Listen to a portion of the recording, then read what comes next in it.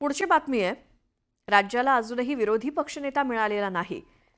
हे बजेट अधिवेशना अगोदर या बजेट अधिवेशना अगोदर तरी विरोधी पक्षनेता मिळणार का असा प्रश्न पडतोय।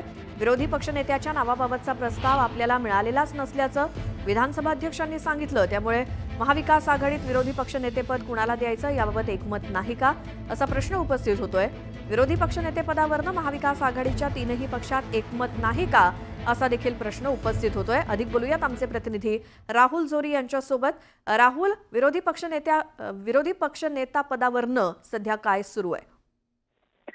श्वेता, राज्याचं दुसरं आणि खरं तर अर्थ असं पहिलं बजेट सेशन जे आहे ते अगदी सोमवारपासून सुरू होते आणि पहिल्या अधिवेशनामध्ये ज्या पद्धतीनं मंत्रिमंडळाचा विस्तार झाला होता त्याच पद्धतीनं विरोधी पक्ष नेत्याची निवड देखील झाली नाही।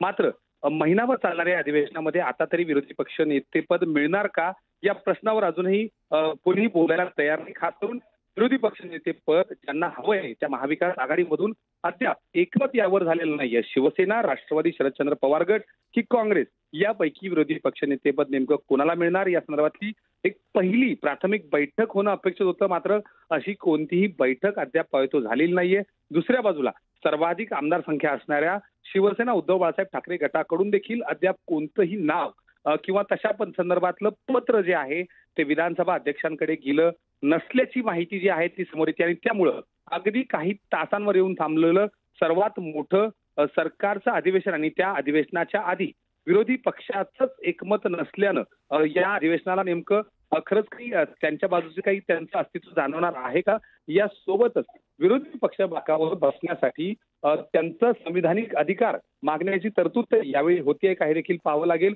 सर्वात महत्वाचं म्हणजे ज्या पद्धतीनं तीनही पक्षांचं एकमत होऊन एक नाव जाणं अपेक्षित होतं, संविधानिक प्रक्रिया पार पाडण्यासाठी अध्यक्षांकडून नेमणूक होणं अपेक्षित होतं, यापैकी कोणतीही प्रक्रिया अद्याप पार पडलेली नाही आणि त्यामुळेच अधिवेशनाचा पहिला आठवडा विरोधी पक्ष नेत्यांशिवाय जातोय की काय असंच म्हणावं लागेल। बिलकुल राहुल, बघावं लागेल। धन्यवाद या माहितीसाठी। खंडणी आणि हत्या प्रकरणातील आरोपी वाल्मिक कराड याला जेलमध्ये व्हीआयपी सुविधा मिळत आहेत या संदर्भात धक्कादायक माहिती समोर आली आहे। विशेष म्हणजे या माहितीमध्ये वेळ आणि तारखेसह सगळे उल्लेख करण्यात आलेत। तसंच जेलमध्ये वाल्मिक कराड याला मदत करणाऱ्या कर्मचाऱ्यांची नावं देखील आलेली आहेत, त्यामुळे खळबळ माजली आहे। तर समोर आलेल्या माहिती संदर्भात देशमुख कुटुंब जेल प्रशासनाकडे माहितीच्या अधिकारांतर्गत संपूर्ण माहिती मागवणार आहे आणि समोर आलेल्या माहिती संदर्भात कारागृह अधीक्षक मुलाणी यांनी अधिकृत प्रतिक्रिया दिलेली नाही। दिलेली माहिती जर संपूर्ण खरी असेल तर मात्र हे धक्कादायकच म्हणावं लागेल।